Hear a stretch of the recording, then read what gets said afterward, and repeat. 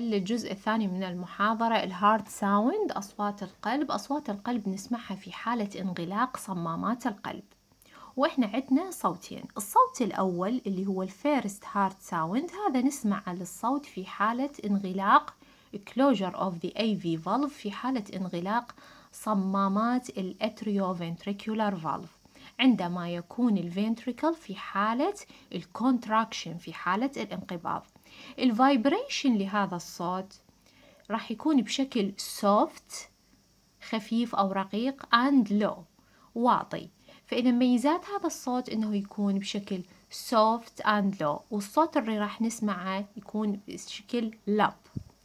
أما الصوت الثاني السكند هارت ساوند، هذا نسمع الصوت في حالة انغلاق closure of aortic and pulmonary valve، في حالة انغلاق صمامات البلمونري and الأورتيك valve، عندما يكون الفنتريكل في حالة الريلاكسيشن الانبساط. زين، الفايبريشن لهذا الصوت شلون راح تكون؟ راح تكون بشكل loud and high، تكون بشكل ضخم وعالي، وراح نسمعها بشكل دب. من ميزات هذا الصوت أيضا أنه يكون rapid سريع. ليش يكون سريع؟ لأنه الصمامات تغلق بسرعة وتستمر لمدة قصيرة. Valve close rapidly and continue for only a short period، ولهذا يعتبر هذا الصوت rapid سريع. فإذا من ميزاته أنه rapid short and higher. إذا الفرق بين الصوتين أنه هذا الصوت يكون soft and low ونسمعه بشكل لب، هذا الصوت يكون بشكل loud and high ورابid ونسمعه بشكل دب. هارت مرمر. الهارت مرمر هي تعتبر أصوات غير طبيعية. They are abnormal sound and can be produced by blood flowing rapidly. إذن هي أصوات غير طبيعية تنتج في عدة حالات. من ضمن هذه الحالات إنه يكون عندي الصمامات narrowed valve، يعني صمامات ضيقة في حالة أو تسمى stenosis ضيقة، أو في حالة leaky valve صمامات تسرب، يعني ما تقوم بوظيفتها الأساسية وهي منع ارتداد الدم، وإنما تكون regurgitant valve، يعني تقوم بعمل عكس وظيفتها، وهي أنه ترجع الدم. ولهذا نسمع أصوات تسمى هارت مرمر، أصوات غير طبيعية. الهارت ريت، ضربات القلب، معدل ضربات القلب. Heart rate refer to the ventricular rate of the beating per minute، هو عدد ضربات القلب بالدقيقة الواحدة. النورمالي احنا الافريج مالتنا 72 ضربة بالدقيقة، الرينج من 60 إلى 100 ضربة بالدقيقة. وعندنا حالتين مرضية، تاكيكارديا والبراديكارديا. لما نقول تاكيكارديا تسارع ضربات القلب، شو وقت نطلق هذا المصطلح؟ لما يكون عندي الهارت ريت معدل ضربات القلب higher than 100 ضربة بالدقيقة، لما يكون عندي معدل ضربات القلب أكثر من 100 ضربة بالدقيقة نطلق عليها تاكيكارديا. بينما البراديكارديا اللي هو تباطؤ ضربات القلب نطلقها لما يكون عندي lower than 60 ضربة بالدقيقة، أقل من 60 ضربة بالدقيقة نطلق عليها براديكارديا. زين، regulation للهارت ريت، عملية تنظيم ضربات القلب تدخل بها ثلاث أمور، منها nervous regulation التنظيم العصبي، والchemical regulation، والSA node activity فعالية العقدة الجيبية، الهدور في تنظيم ضربات القلب، معدل ضربات القلب. الكاردياك اوتبوت. شنو الكاردياك اوتبوت؟ هو الاماونت اوف بلاد، هو كمية الدم التي تضخ by each ventricle per minute.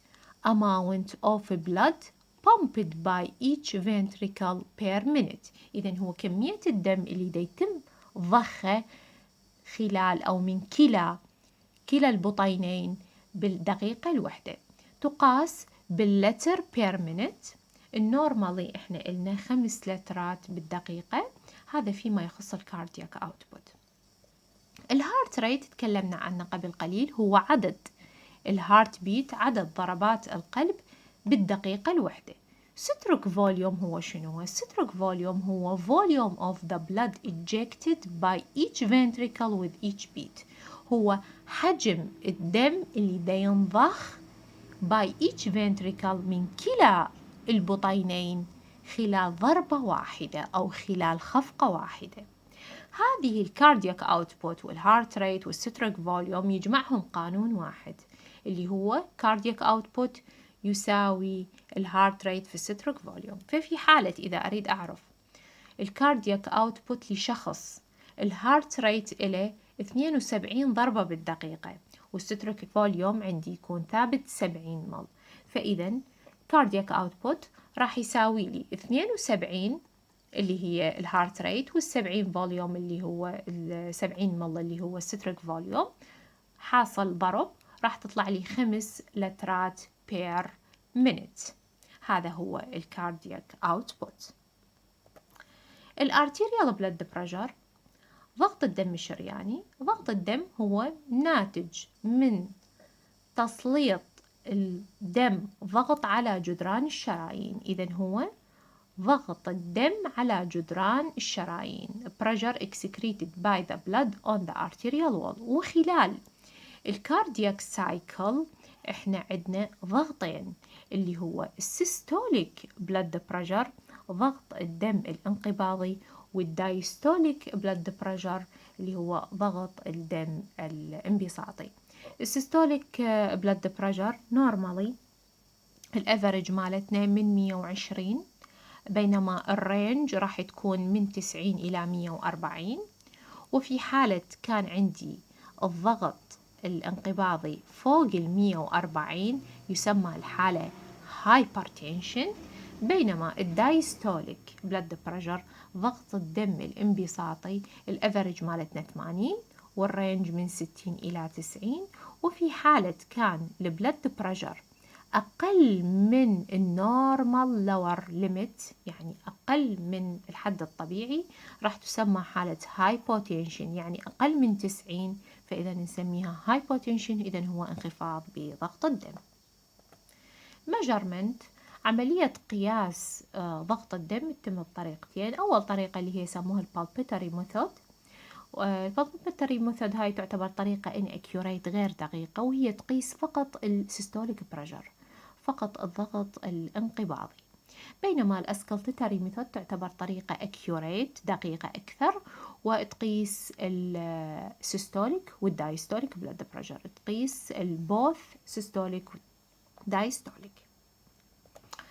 physiological factor العوامل اللي تأثر على ضغط الدم عندنا 13 عامل، يعني عوامل كثيرة هي تعتبر عوامل فسلجية، منها الإيج والسكس، البادي ريجن، البادي بولت، الريس، الدايورينال، الميل، الإكسرسايز، الإيموشن، الجرافيتي، هاي كلها عوامل تأثر لي على ضغط الدم الشرياني.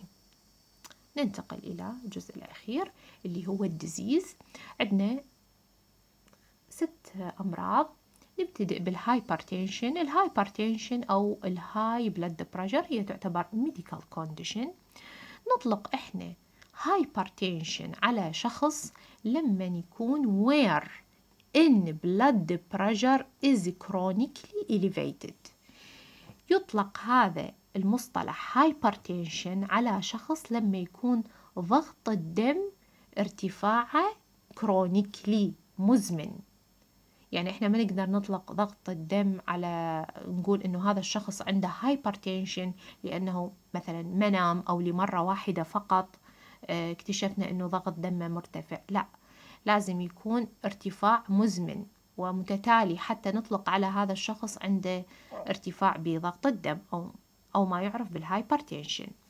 زين، الهايبرتنشن ايش قد يكون السيستوليك وايش قد يكون الدايستوليك؟ السيستوليك يكون فوق 140 والدايستوليك يكون فوق 90 حتى نطلق عليه هايبرتنشن. زين، اثيروسكليروسيس تصلب الشرايين هو hardening of the arteries، هو تصلب الشرايين، يعني يصير بيها تفقد مرونتها. نتيجة شنو؟ نتيجة تكون formation of the multiply plaques within the arteries. تفقد الشرايين مرونتها وتبدي تتصلب نتيجة تراكم اللويحات أو الصفيحات الدهنية على جدران الشرايين وفي داخلها.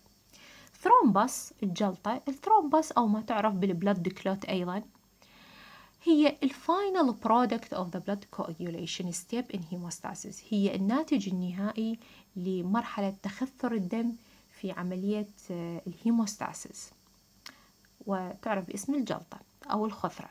الأمبوليزم، الأمبوليزم هو يقصد به الانصمام.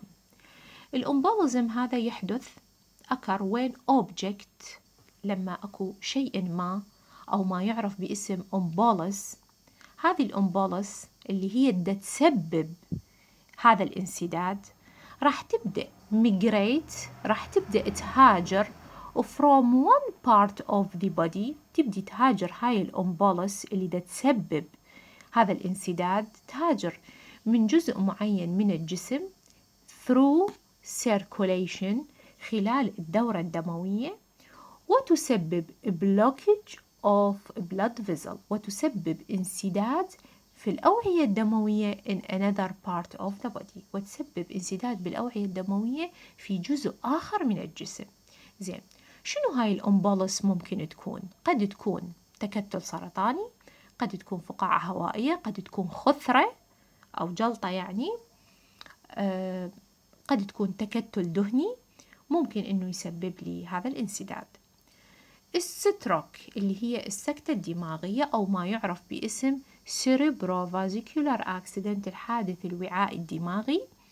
عندما يحدث injury، شنو اللي راح يصير؟ راح يصير ال blood supply to part of the brain is interrupted، التجهيز الدموي للدماغ راح يتوقف، فبالنتيجة راح ينقسم عندي السكتة الدماغية، راح تنقسم إلى نصفين أو إلى جزئين، يا أما تكون اسكيميك يا أما تكون هيموراجيك نزفية. 80% من الستروك هي اسكيميك. شنو نقصد بالاسكيميك؟ الاسكيميك هو معناها أنه التجهيز الدموي لأنسجة المخ أو لخلايا أنسجة المخ توقف، فبالنتيجة راح تنحرم من المواد المغذية وراح تنحرم من الأكسجين وراح تموت خلال دقائق معدودة. فهذا هو المقصود بالإسكيميك. أنجينا بيكتورس اللي هي الذبحة الصدرية، واللي هو يصير عندي obstruction أو spasm، يعني انسداد بالكوروناري artery.